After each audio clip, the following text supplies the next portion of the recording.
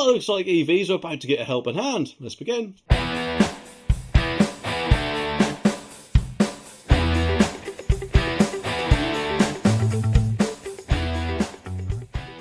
Now, of course, I'm sure you've all walked down the street and seen one of these green boxes and thought to yourself, what's that for?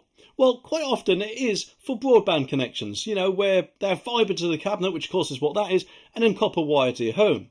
Now, of course, they're rolling out gigabit broadband or fibre to the home in a lot more areas, so those cabinets are basically redundant because they don't need to use them. So what are they going to be used for, and how is it going to help EVs?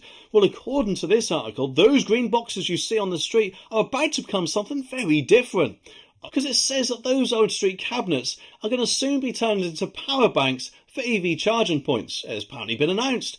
And the cabinets, mainly near the end of their lifespan, will be converted as part of a BT Group pilot starting in East Lothian in Scotland. And the BT Group even says that the scheme, if successful, could mean that 60,000 street cabinets across the UK could be used like this, helping to tackle the shortfall in EV charging points. Which, let's face it, yes, if the government expects everyone to get an EV by 2035, well, of course, they're saying you won't be able to buy a brand new petrol or diesel car from. I think personally they need to speed up the charging speed and put much more higher speed chargers rather than lower speed, because what is the point of having a charger if you can have a car there waiting to charge 3-4 hours to get to a certain percentage, where you could actually speed up that particular charger and have about 4 or 5 cars being able to get up to that percentage within the same time period. That surely would be a much more better use of any money that the government gives out for this. Oh, apparently 50,000 EV charging points across the country, but according to figures by ZapMap, a third are in London, and users say that many do not work or are unreliable. But let's face it, in London,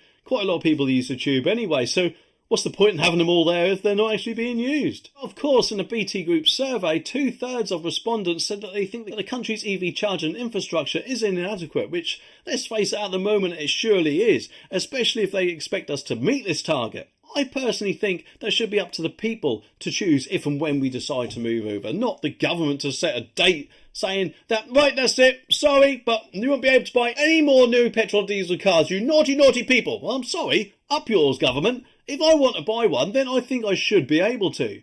At the end of the day, it's my money, not yours. Regardless, of course, how many harmful fumes they reckon is coming off cars.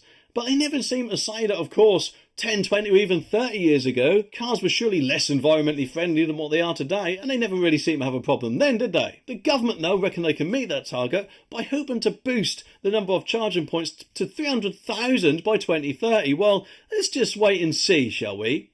If that doesn't happen, will they then put the date back, or will they just expect us to cope? I mean, I'm guessing it's probably the latter there. But just think about it, while they are trying to roll out gigabit broadband or fibre to the home, it's not everywhere, is it? We still will need these boxes, so what are they going to do? According to this article, they're saying that the device will apparently sit alongside any existing broadband cables, which are gradually being phased out as a nationwide full fibre rollout progresses. So surely that means they'll either replace the box with a bigger one, or there'll surely be enough room to put the two things side by side, in which case, why aren't the boxes a bit smaller anyway, eh? Tom Guy, managing director of ETC or etc., said, "Our new charging solution is a huge step in bringing EV charging curbside and exploring how we can address the key barriers customers are currently facing.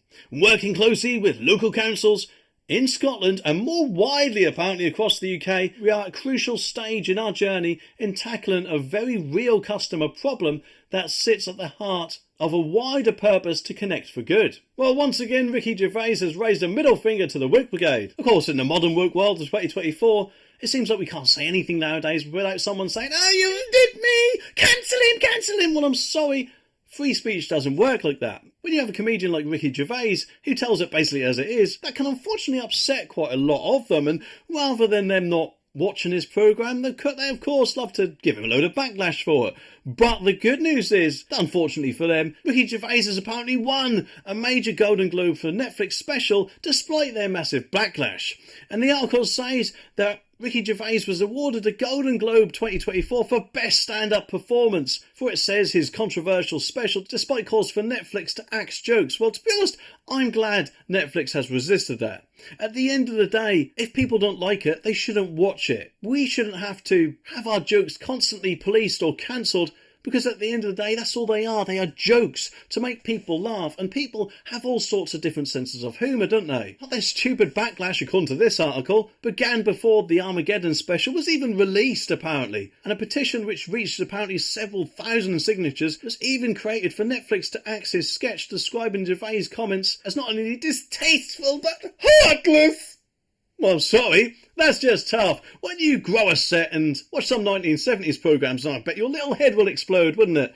Oh, the little woke people out there. They can't just have a laugh nowadays, can they? Everything's got to be offensive or something like that. It's just absolutely ridiculous. Either way, though, it is good that the Golden Globes basically said, well, sorry, we are giving them a reward whether you like it or not. So hopefully, you'd like to think that because of this, the woke mind infection might be on its way out of the door. Although, to be honest, I wouldn't exactly hold my breath on that. You'd think, wouldn't you, that councils would be happy with the amount of money coming in when they constantly, it seems, raising our council taxes. Well, it appears that they're not. They might, who knows, want a bit extra money for their staff Christmas parties. I say that because, according to this article, a council has issued 50% more parking fines, but blames it apparently on increased traffic levels. Well, just because they're increased traffic levels, it doesn't mean that you can increase the fines by 50%. Surely, it's just absolutely ridiculous, isn't it? According to the article, almost 50,000 penalty charge PCN notices were issued by Buckinghamshire Council in 2023, a rise of more than 50% on the 31 issued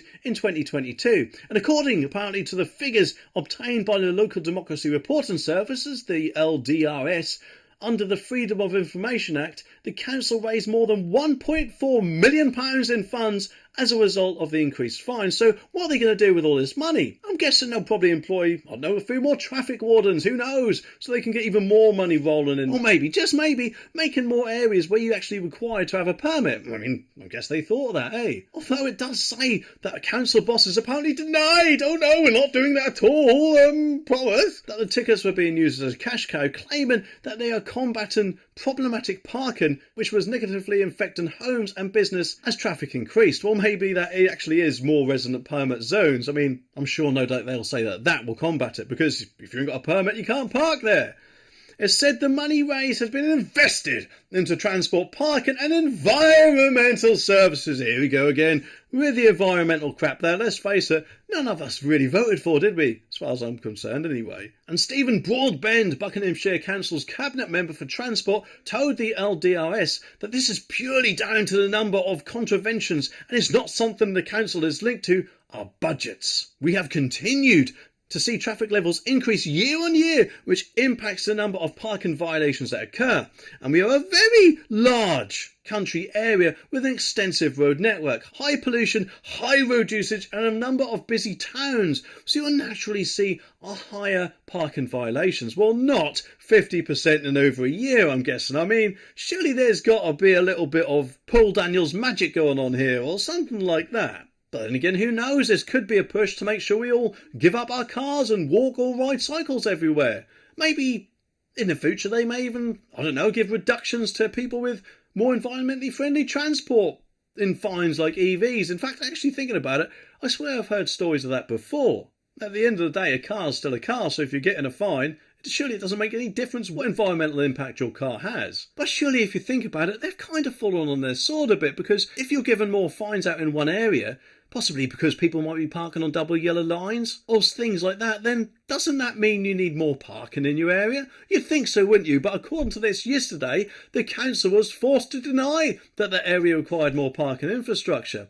But one resident in Marlow, which is situated apparently within the council's boundary, told the Buckinghamshire Press that the area is becoming a motorist jungle with a lack of adequate parking facilities. So they can't have it both ways, can they? They can't say that there's more traffic but suddenly you don't need more parking, because surely if there's more traffic and more fines, then surely you need more parking because of the traffic. How about, I don't know, building a brand new car park with all the money you seem to be getting in from people, rather than, I'm guessing, spending that money on them? Let's just say things that it shouldn't be spent on, eh?